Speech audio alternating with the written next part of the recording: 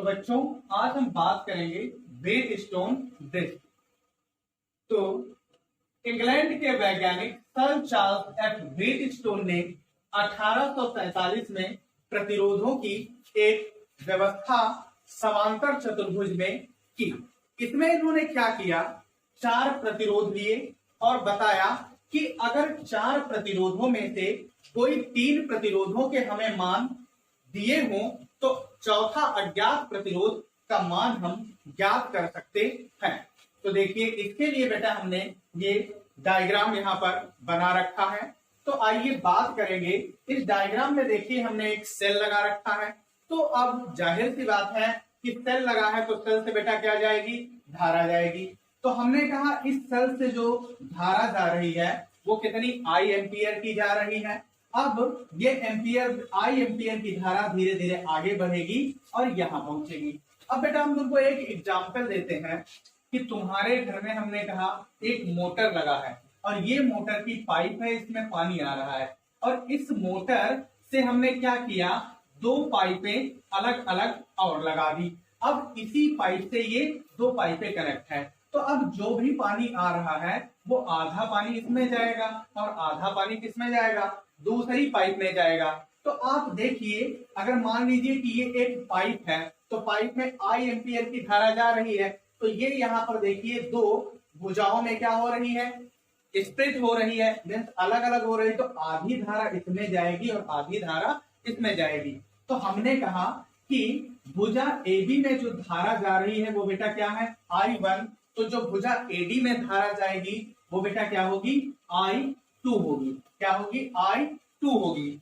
अब ये I1 धारा जब बिंदु B पर पहुंचेगी तो आधी धारा कहां चली जाएगी बेटा, BC में चली जाएगी और बची हुई आधी धारा कहां चली जाएगी, भुजा BD में चली जाएगी। तो हमने कहा जो भुजा BD में जाएगी वो बच्चा करंट कितनी है, I3 है। तो I1 का I3 पार्ट तो इसमें चला जाएगा और तो भुजा BC में कौन जाएगा, वो जाएगा I4। लेकिन बच्चा ये I4 होगा कितना, तो कुल धारा बिंदु B पर कितनी आ रही थी, I1, और I1 में से निकल कितनी गई, I3। तो हम क्या कहेंगे कि I1 माइनस I3 बराबर बेटा किसके होगा, I4 के होगा।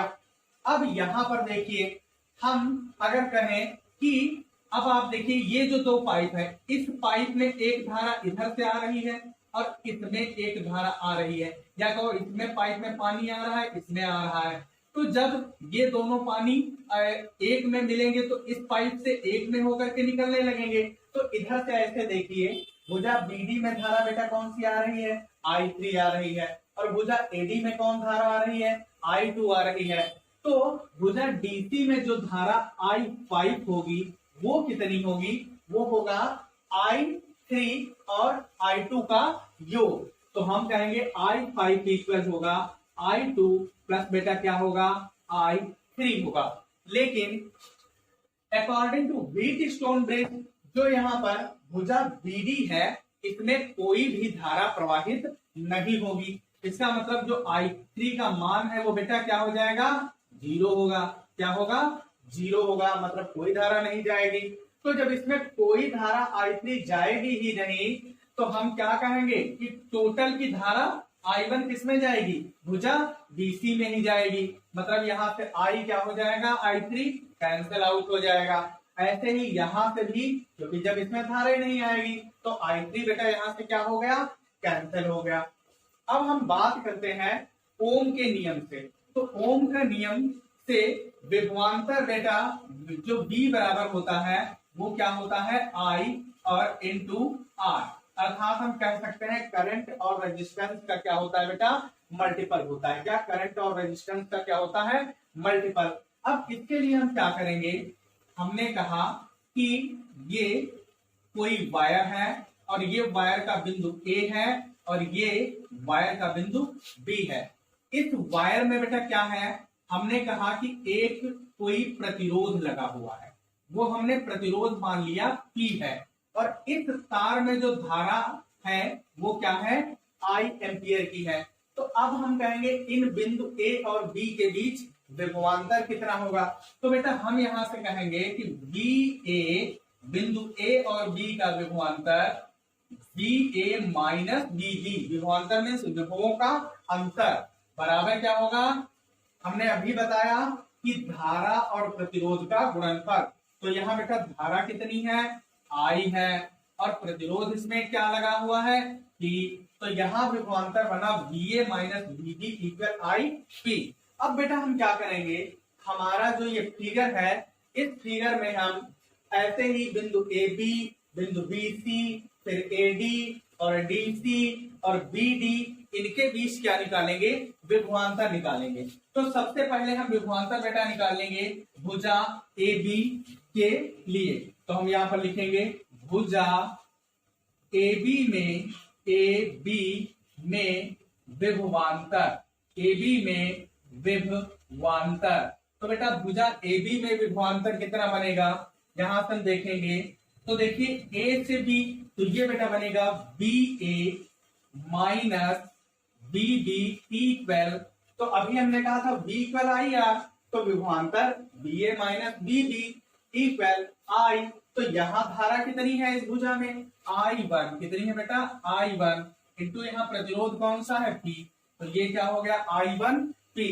अब ऐसे ही देखेंगे कोई बेटा भुजा BC के लिए, तो हम लिख रहे हैं किसके लिए, भुजा BC के लिए, ठीक है, हम सीधे लिख दे रहे हैं। आप जब करेंगे तो लिख लेना, ऊपर जैसे लिखा भुजा AB में विभवांतर, ऐसे आप नीचे लिखेंगे भुजा BC में विभवांतर। तो भुजा BC के लिए बेटा हो जाएगा BB माइनस BC। तो लाल मेरा मैं करूंगा BB माइनस BC बराबर, अब यहां पर देखिए I4 बराबर I1 है, तो हम कह सकते हैं कि इसमें करंट कौन सी जा रही है, या तो I4 लिख लो या I1 लिख लो, लेकिन हम I1 ले रहे हैं। तो बेटा ये यहां से हो जाएगा I1 और इंटू इसमें प्रतिरोध क्या लगा है Q, तो I1Q। अब बेटा ऐसे ही हम भुजा AD के लिए लेंगे, तो किसके लिए, भुजा AD के लिए, भुजा AD के लिए, तो भुजा AD के लिए क्या बनेगा, BA माइनस BD। तो बेटा ये हो गया BA माइनस BD इक्वल, यहां से हम कहेंगे यहां धारा कौन सी है I2, तो बेटा ये हो गया I2, प्रतिरोध कौन सा है R, तो ये हुआ R। अब ऐसे बेटा भुजा DC के लिए लेंगे, किसके लिए हम लेंगे भुजा DC के लिए।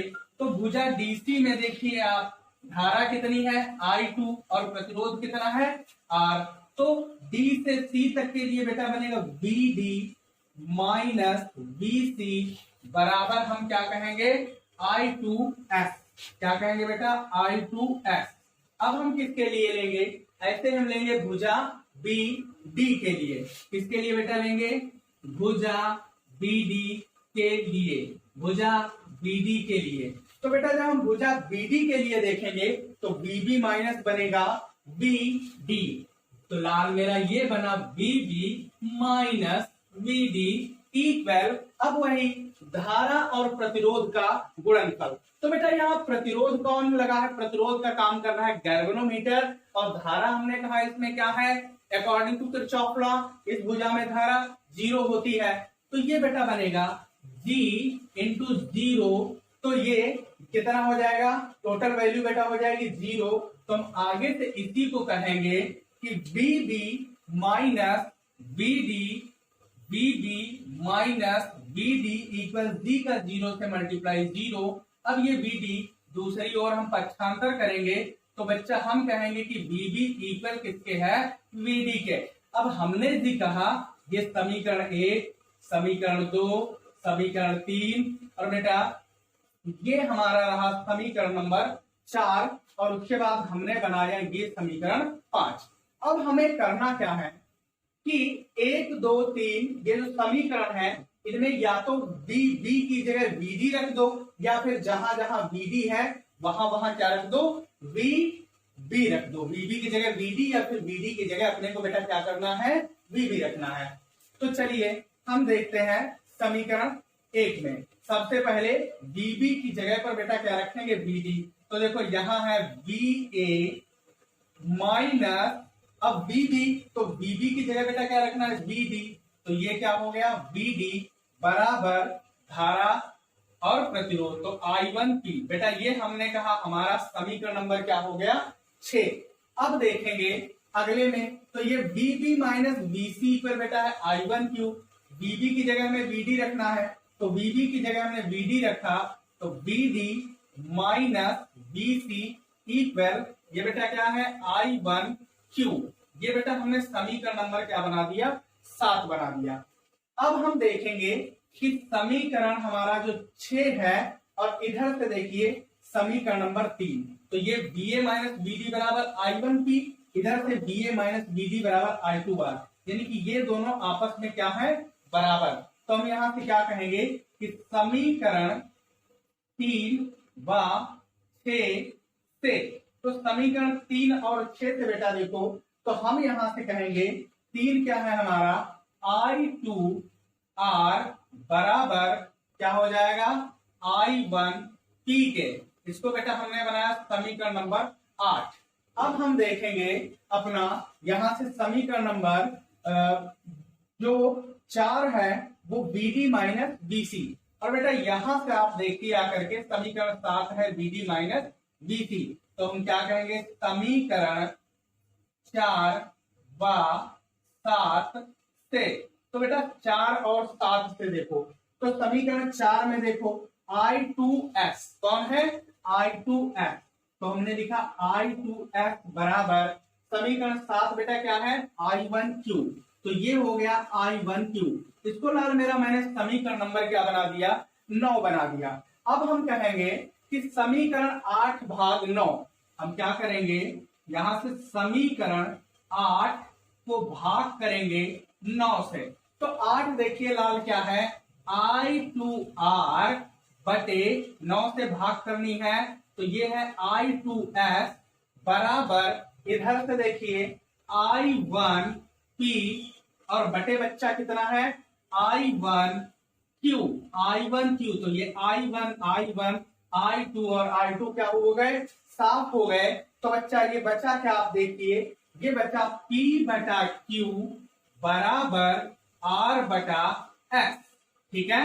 इसीलिए बेटा क्या कहते हैं व्हीट स्टोन ब्रिज की संतुलन अवस्था, यानी कि अब यहां से हमें R जो हमने माना था ये अज्ञात प्रतिरोध है, तो अगर अज्ञात प्रतिरोध के लिए बेटा हम सूत्र निकालें तो R बराबर क्या बनेगा, S इधर बटे में है इधर आएगा तो गुणे में हो जाएगा, तो P बटे Q और गुणे मेरा लाल क्या हो जाएगा S हो जाएगा।